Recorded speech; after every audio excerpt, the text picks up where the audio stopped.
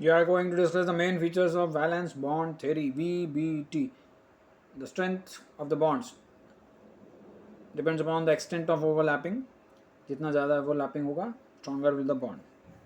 And the two participating atoms with half-filled valence orbitals must approach to each other with the axis of their orbitals in proper alignment.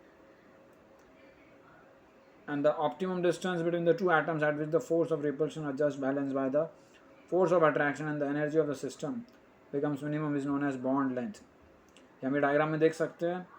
एक side है potential energy, एक side है internuclear distance, and the atoms are coming closer.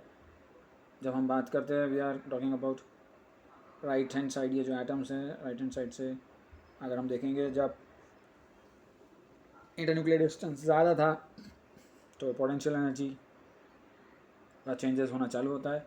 जब वो close आते हैं तो potential energy decreases, and जब उनका बॉन्ड फॉर्म हो जाता है then that distance is the point of minimum energy और maximum stability.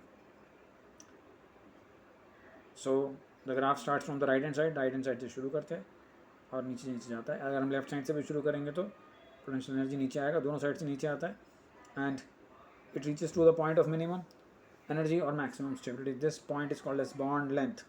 This distance, internuclear distance, is called as bond length, which is given a symbol d0.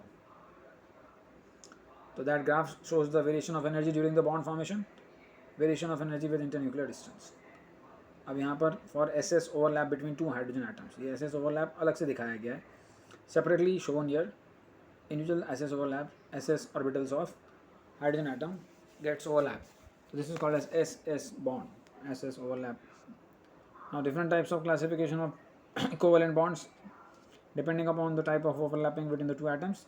There are two types, sigma bond and pi bond. A sigma bond is formed when the atomic orbitals overlap along the internuclear axis. That is end to end or head on overlap. इसमें famous है SS overlap, SP overlap and PP overlap. The first type is SS overlap. S orbital जो रहेगा हमेशा वो internuclear access पे ही overlap करेगा, इसलिए उसको सिग्मा बॉन्ड बोला जाता है.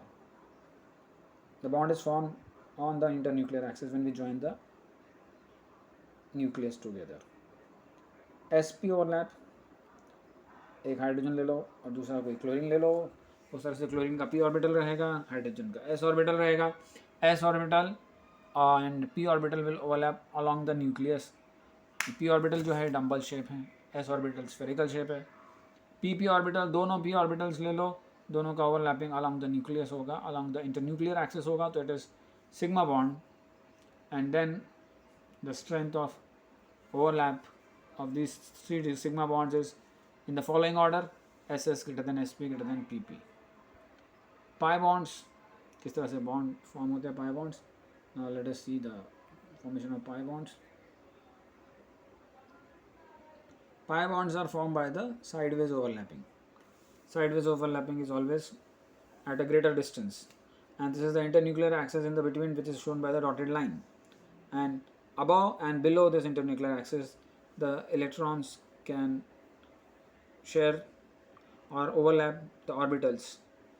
So these are the electron clouds, which shown in the different diagrams in different ways.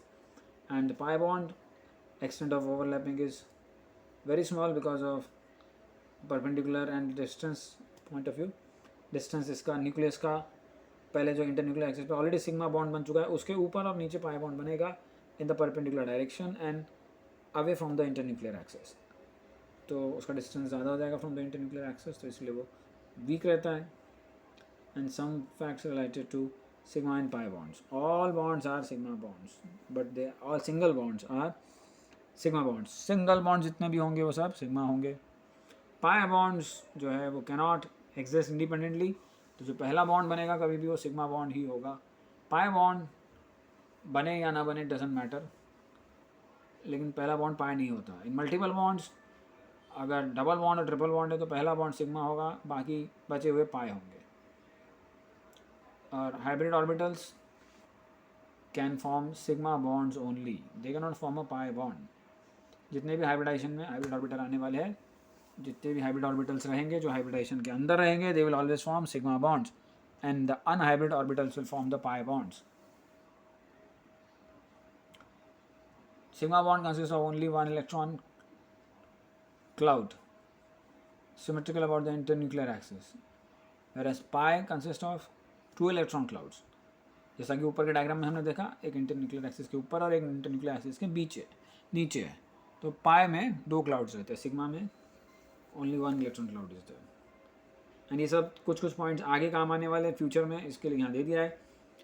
There is free rotation possible about sigma bond, but it is not possible in case of pi bonds because pi bonds rotation distort the electron cloud. Polar and non-polar ये अलग topic में आने वाला है. तो this is what is about sigma and pi bonds.